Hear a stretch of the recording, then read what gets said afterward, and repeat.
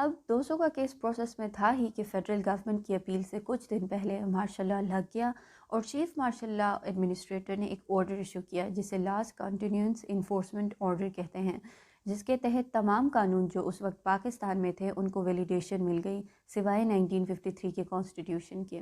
اب جس طرح ہم نے بات کی تھی کہ کورٹ کے سامنے چند سوالات تھے، پہلا یہ کہ اگر لاہور ہائی کورٹ کے ڈیسیجن کو اپہیلڈ کرتا ہے سپریم کورٹ تو اس کا مطلب 1956 کے کانسٹیٹیوشن اب بھی ایگزسٹ کر رہا ہے، اور جس سے یہ بات ڈیڈکٹ ہوتی ہے کہ لاس کنٹینیوس انفورسمنٹ آرڈر انویلڈ ہے، یعنی اس طرح کے ججمنٹ کا مطلب چیف مارشل لا ایڈمنسٹریٹر کی ویلیڈیٹی کو چیلنج کرنا تھا۔ اب کورٹ نے کیا ڈیسیجن دیا؟ سپریم کورٹ نے لاہور ہائی کورٹ کے ڈیسیجن کے خلاف یونینیمسلی ڈیسیجن دیا اور اس ڈیسیجن کو سپورٹ کرنے کے لیے ہنس کیلسن کی تھیوری پیش کی۔ اس ججمنٹ میں چیف جسٹس منیر، جسٹس شہاب الدین، جسٹس امیر الدین اور جسٹس اے آر کورنیلیس شامل تھے۔ اب سچویشن یہ تھی کہ یا تو 1956 کے کانسٹیٹیوشن کے مطابق فیصلہ دیا جائے یا لاس کنٹینیوس انفورسمنٹ آرڈر کے مطابق۔ چیف جسٹس منیر نے دوسرا راستہ چنا اور اپنے ریزن کو جسٹیفائی کرنے کے لیے ایک آسٹرین لیگل تھیورسٹ ہنس کیلسن کی تھیوری پیش کی، جس میں کہا گیا when constitution or legal order is disrupted by an abrupt political change not within the contemplation of the constitution, this disruption is called revolution. If it's unsuccessful, coup d'etat, and the person would be guilty of high treason, and if it's successful, it's a recognized method under international law. یعنی کوئی بھی change اگر resistance کا شکار نہ ہو، لوگ اسے accept کریں گے تو اس کو ریولوشن کنسیڈر کیا جائے گا، اور اگر وہ لوگ اس کو ریزسٹ کریں گے اور اس کو نہیں چھوڑیں گے، وہ ایک انسکسیسفل ہو جائے گا تو اس کو کو ڈیٹا کہیں گے، اور اس پرسن کو ہائی ٹریزن کیس میں بھی کنوکٹ کیا جا سکتا ہے۔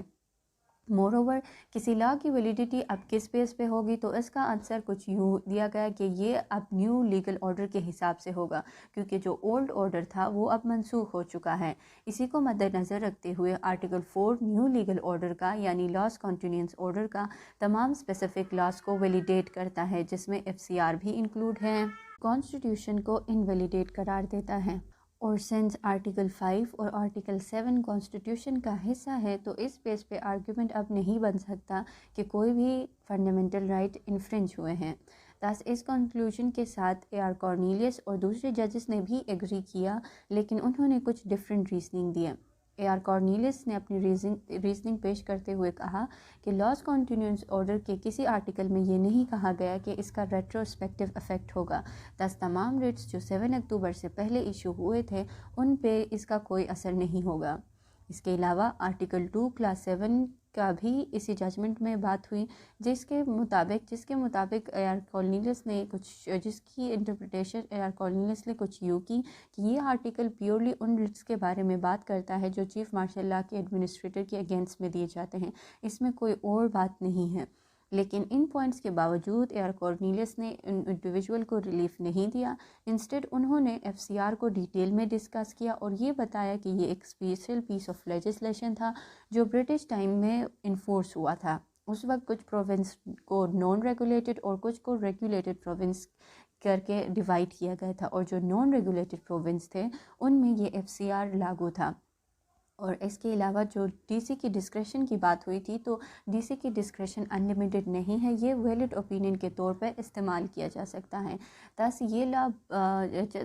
جو AR کارنیلیس تھا اس کا مین پوائنٹ یہی تھا کہ یہ لا بہت پہلے سے موجود تھا اور اس کو اب اس وقت پہ بیس بنا کر خود کو بچانا ایک انویلڈ آرگیومنٹ ہوگا۔ ان سمپل ورڈ اس نے کہا کہ نہ تو آرٹیکل 5 اور نہ ہی آرٹیکل 7 کے کانسٹیٹیوشن کے وائلیٹ ہوئے ہیں اور کوئی بھی فنڈامنٹل رائٹ انفرنج نہیں ہوا ہے، thus انہوں نے 200 اور ان کے ساتھیوں کو کنوکٹ قرار دے دیا۔ اس ڈیسیجن کا ایفیکٹ یہ ہوتا ہے کہ مارشل لا کو لیگل ویلیڈیشن مل جاتی ہے اور یہ ویلیڈیشن بھی کورٹ کے تھرو ہی ان کو ملتی ہے، ایک بہت ہی عجیب اور نئی تھیوری کے بیس پہ جس کو آگے جا کے بہت ساری کرٹیسزم فیس کرنی ہوتی ہے۔